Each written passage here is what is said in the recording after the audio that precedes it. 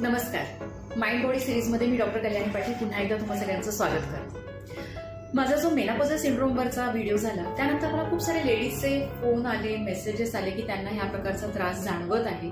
पण त्याबरोबरच मला सांगायला अगदी आनंद वाटतोय की मला खूप साऱ्या पुरुषांचे सुद्धा मेसेजेस आले की त्यांना त्यांच्या मिसेसमध्ये ह्या प्रकारचे चेंजेस दिसत आहेत आणि यासाठी ट्रीटमेंटची गरज आहे किंवा त्या व्यक्तीला आराम देण्याची, समजून घेण्याची गरज आहे याची जाणीव त्यांना झाली आहे. आणि म्हणूनच आजचा जो व्हिडिओ आहे तो आपण बघणार आहोत की मेन्स्ट्रुअल सायकलच्या वेगवेगळ्या फेजेसमध्ये हॉर्मोनमधल्या बदलांमुळे जे नॉर्मल आहेत वेगवेगळ्या प्रकारचे मूड्स किंवा एनर्जी लेवलमध्ये चेंजेस दिसून येतात ते आपण आज जाणून घेऊया.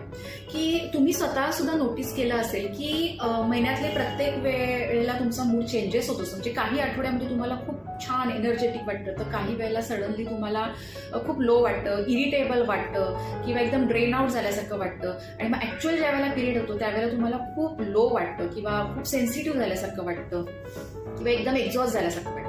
तर हे सगळं होणं हे एकदम नॉर्मल आहे, कारण हे सगळं हॉर्मोन्सच्या बदलांमुळे होत असतं.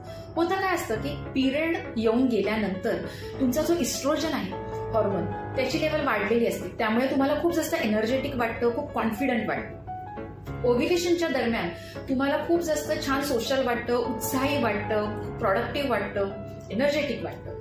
ऍक्च्युअल ज्या वेळेला पिरियड येतात त्यावेळेला तुमचा प्रोजेस्ट्रॉन हॉर्मोन ड्रॉप होतो आणि त्यामुळे तुमची इरिटॅबिलिटी, चिडचिड, इम्पेशंट किंवा मग काही ना काही विचित्र खाण्याची किंवा विचित्र म्हणण्यापेक्षा खूप जास्त गोड किंवा खूप जंक फूड खाण्याची इच्छा वाढते. मूड स्विंग्स यावेळेला खूप जास्त वाढतात.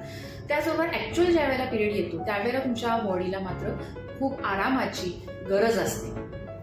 ह्या सगळ्या गोष्टींचं डायनॅमिक चालू असताना जर बॅक ऑफ माइंड बॅकग्राऊंडमध्ये जर तुम्हाला कामाचा स्ट्रेस असेल किंवा मग तुमच्या रिलेशनशिपमध्ये कुठचा तरी तणाव असेल किंवा मग बऱ्याचशा गोष्टी अशा आहेत की ज्या बोलायच्यात पण त्या बोलू शकत नाही त्यामुळे मनामध्ये दाबून ठेवल्या आहेत किंवा मग तुमची झोप होत नाहीये किंवा कॉन्स्टंट कुठलं ना कुठलं प्रेशर मध्ये फिजिकल असेल किंवा इमोशनल असेल ते जर रन होत असेल लाईफमध्ये तर तुम्हाला जे तुमची PMS म्हणजे प्री मेन्स्ट्रुअल सिंड्रोम म्हणजे काय होतं पिरियडच्या आधीच्या आठवड्यामध्ये खूप जास्त सिम्पटम्स जाणवतात. म्हणजे खूप जास्त इरिटॅबिलिटी, अगदी वस्तू फेकेपर्यंतचा राग किंवा खूप जास्त हळवेपणा की अगदी जरासं काही झाल्यावर लगेच रडू कोसळणं किंवा खूप टोकाचे निगेटिव्ह विचार मनात येणं या सगळ्या गोष्टी तुम्हाला जाणवू शकतात.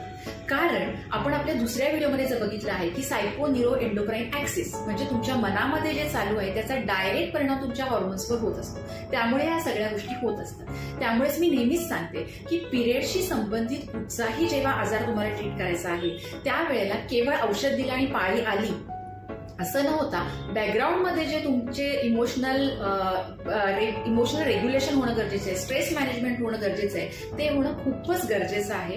त्यामुळे तुम्हाला वारंवार गोळ्या औषधं सतत घेण्याची गरज पडत नाही. मग ते इरेग्युलर पिरियड असेल किंवा मग खूप जास्त अंगावरून जाणं असेल किंवा अंगावरनं कमी जाणं असेल, वाईट डिस्चार्ज असेल, काहीही या सगळ्यामध्ये स्ट्रेस मॅनेजमेंट खूप महत्वाचा रोल प्ले करते.